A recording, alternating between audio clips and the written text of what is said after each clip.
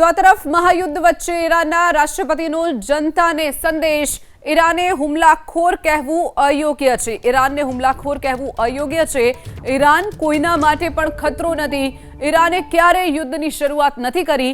યુદ્ધ માટે માત્ર ને માત્ર અમેરિકા જ જવાબદાર છે તેવી વાત ઈરાનના રાષ્ટ્રપતિએ કરી છે। ઈરાન અંગે ઇઝરાયેલે અમેરિકામાં ભ્રમ ફેલાવ્યો અને ત્યારબાદ અમેરિકાએ જે હુમલા તેજ કર્યા છે જેના કારણે ઈરાનને ઘાતક ગણાવવું કે ઈરાનને કોઈના માટે ખતરારૂપ ગણાવવું તે યોગ્ય નથી।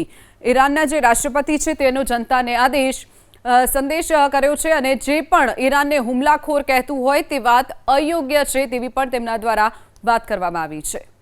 તો આ તરફ મહાયુદ્ધ વચ્ચે ઈરાનના રાષ્ટ્રપતિનો જનતાને સંદેશ। ઈરાને હુમલાખોર કહેવું અયોગ્ય છે। ઈરાનને હુમલાખોર કહેવું અયોગ્ય છે। ઈરાન કોઈના માટે પણ ખતરો નથી। ઈરાને ક્યારેય યુદ્ધની શરૂઆત નથી કરી।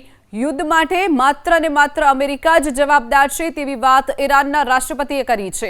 ઈરાન અંગે ઇઝરાયેલે અમેરિકામાં ભ્રમ ફેલાવ્યો અને ત્યારબાદ અમેરિકાએ જે હુમલા તેજ કર્યા છે જેના કારણે ઈરાનને ઘાતક ગણાવવું કે ઈરાનને કોઈના માટે ખતરારૂપ ગણાવવું તે યોગ્ય નથી।